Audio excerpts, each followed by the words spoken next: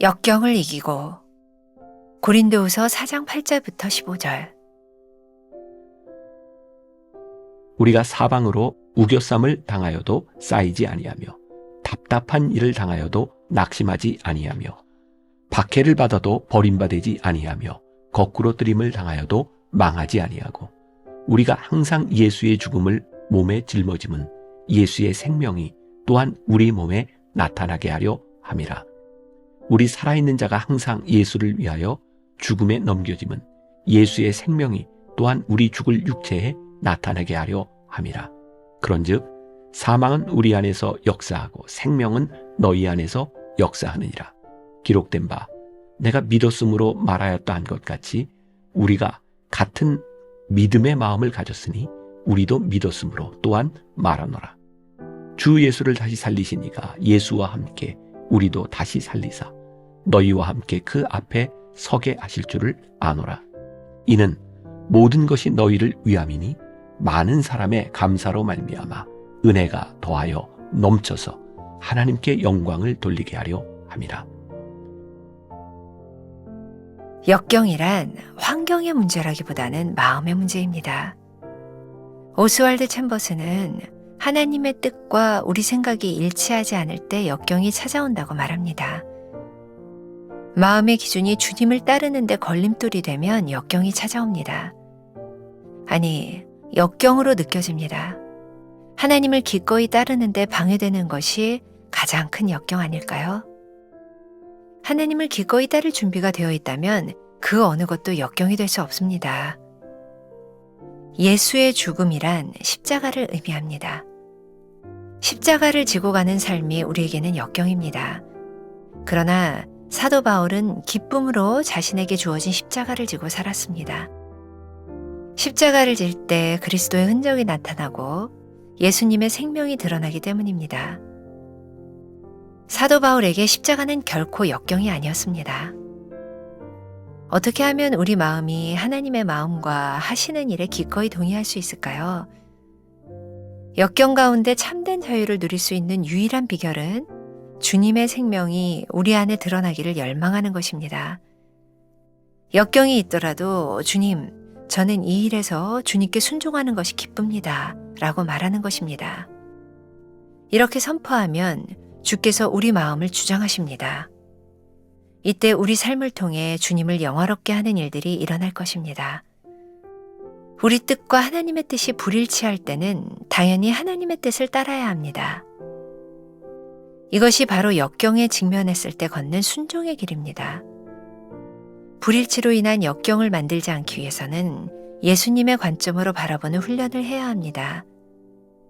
선악과는 먹음직도 하고 보암직도 하고 지혜롭게 할 만큼 탐스럽기도 했지만 그것을 따먹은 결과 하나님의 심판이 임했습니다. 롯이 보기에 소돔 땅은 여호와의 동산 같고 애굽 땅과 같았지만 죄로 가득한 곳이었습니다. 우리 선택의 기준은 하나님의 뜻이어야 합니다. 그럴 때 역경이 아닌 하나님이 주시는 즐거움을 맛보는 인생이 될 것입니다.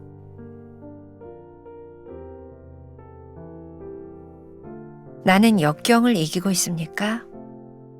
내가 역경이라고 느끼는 것은 무엇입니까? 내 선택의 기준은 하나님의 뜻입니까?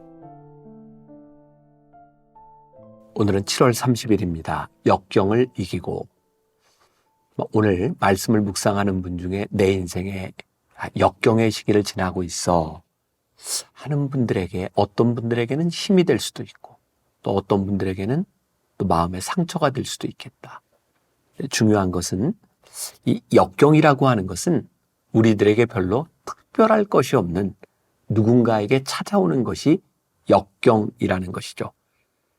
오늘 하나님의 말씀결 첫 번째 문장이 이렇게 시작을 하고 있어요. 역경이란 환경의 문제라기보다는 마음의 문제입니다.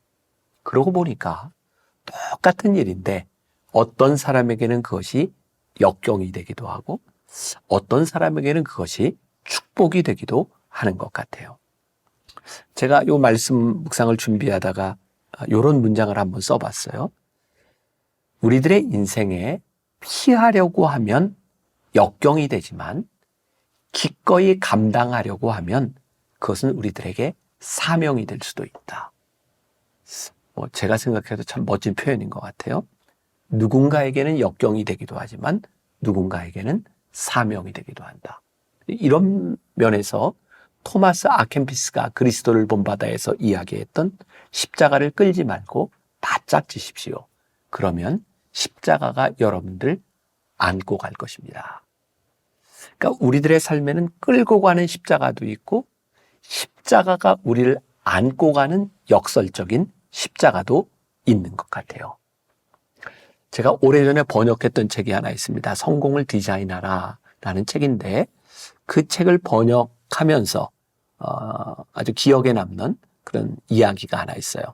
저는 이렇게 잘 모르는 사람이지만 1차 세계대전 중에 그러니까 100년 전이겠죠. 헤비급 권투 선수 중에 진 터니라고 하는 사람이 있었답니다. 1차 세계대전에 나가서 전쟁 중에 양 주먹이 부러졌어요. 이 진 터니는 이렇게 핵펀치로 아주 강한 펀치로 유명한 사람이었는데 양손을 다치면서 그 펀치가 더 이상 나오지 않게 된 거죠. 그는 이제 권투를 포기해야 되는 그런 상황에 처하게 된 거예요. 근데 진 터니는 그 양손의 힘을 그렇게 예전처럼 힘을 쓰는 그런 펀치를 잃어버린 후에 권투를 포기한 것이 아니라 그의 권투하는 패턴을 바꾸기로 결심하죠. 상대방을 이기기 위해 이제 강펀치로 이기는 것은 힘들어졌으니 이제 기술적인 권투를 해야 되겠다. 마치 알리를 생각나게 하는 나비처럼 날아서 벌처럼 쏜다. 기억나세요? 알리는 이렇게 아웃복싱을 하면 이렇게 잽을 넣다가 이렇게 한 방을 먹였던 사람인 것 같아요.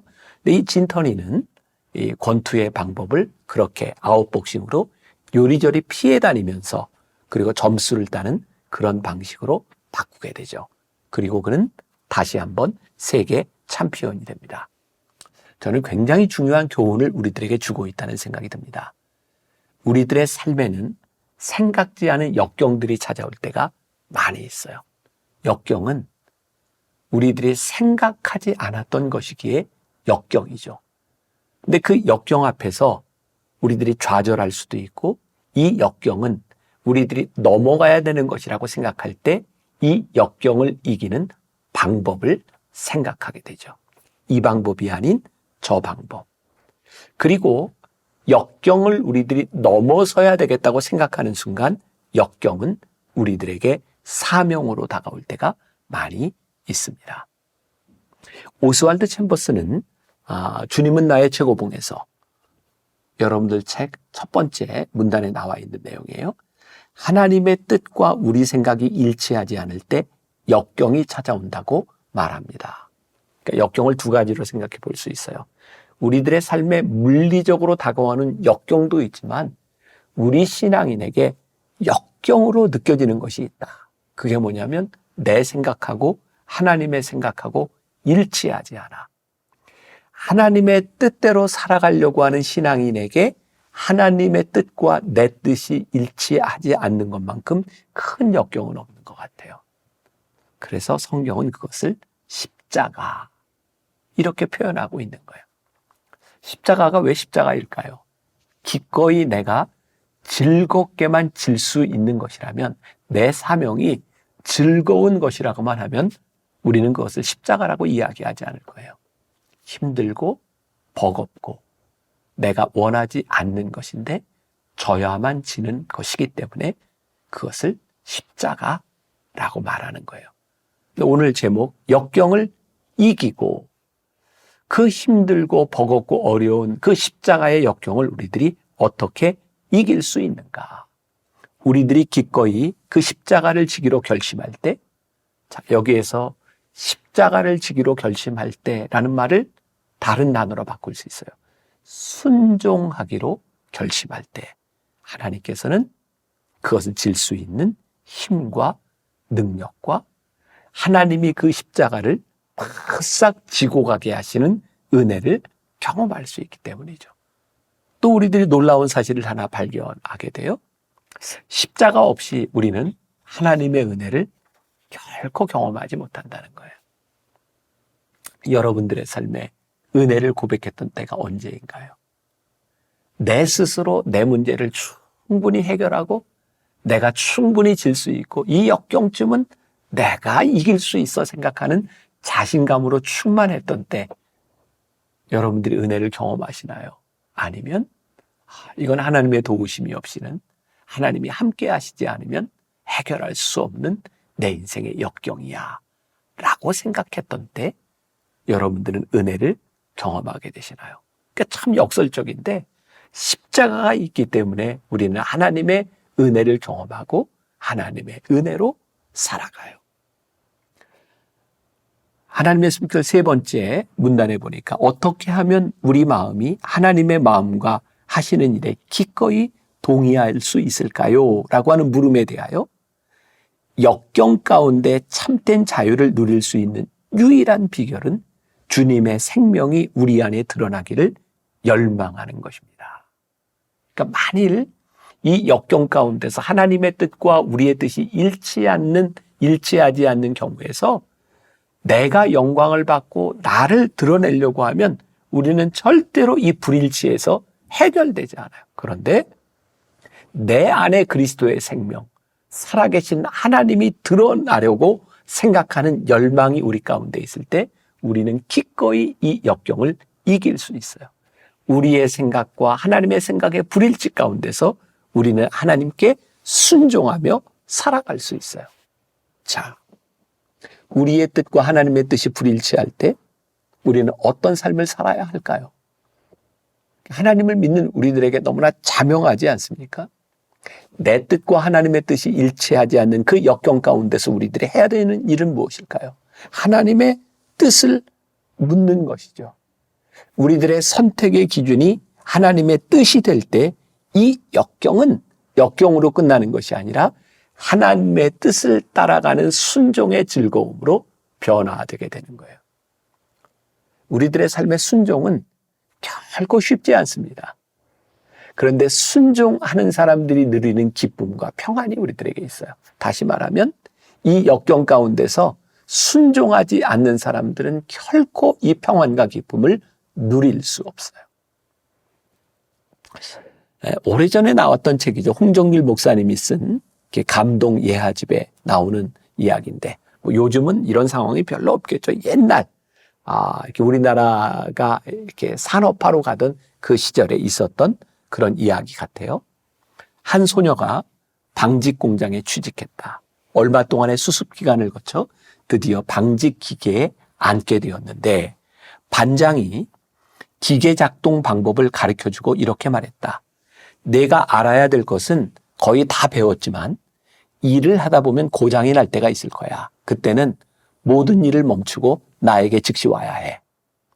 정말 얼마 지나지 않아 그 여공은 올이 풀려 천을 잘못 짜게 되었다. 그래서 올을 풀다 보니 이실 저실이 전부 엉켜 헝클어지고 말았다. 여러 시간을 고생하다가 할 수 없이 반장을 찾아갔다. 반장이 와서 보더니 아주 간단하게 고쳐주었고 그때 반장이 언제부터 고장이 났느냐고 물었다. 여공이 몇 시간 전입니다 라고 대답하자 반장이 왜 이제 왔느냐고 물었다.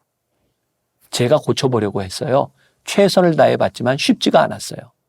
반장은 여공의 말에 이렇게 대답했다. 너의 최선은 고치는 것이 아니라 고장 났을 때 즉시 내게 오는 거야. 이 말이 오늘 우리들의 신앙에 그리고 오늘 말씀에 그대로 적용됩니다. 역경을 지나가고 있습니까?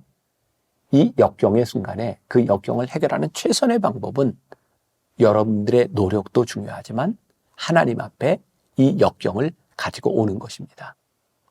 여러분의 뜻과 하나님의 뜻 사이에서 얽히고 설킨 실타래처럼 여러분들의 인생에 꼬였다면 하나님의 뜻을 물으십시오. 그때 하나님은 여러분들의 역경을 이기게 하시고 우리는 순종의 즐거움을 경험하게 될 것입니다. 오늘 여러분들의 삶에 역경을 이기는 순종의 즐거움이 있기를 주님의 이름으로 간절히 축원합니다. 기도하겠습니다. 우리들의 삶에는 늘 문제들이 찾아옵니다. 나에게 역경이 찾아왔구나. 힘든 시간을 지나갈 때도 있습니다. 하나님은 우리들에게 이렇게 약속하십니다. 그 역경이 너의 사명이 되고 그 역경으로 인하여 하나님의 뜻에 순종하는 즐거움을 누릴 수 있느니라. 오늘 우리의 문제, 우리의 역경을 하나님 앞에 가져나오는 사람들, 순종의 즐거움을 고백할 수 있는 사람들 되게 하여 주옵소서. 예수님의 이름으로 기도했습니다. 아멘.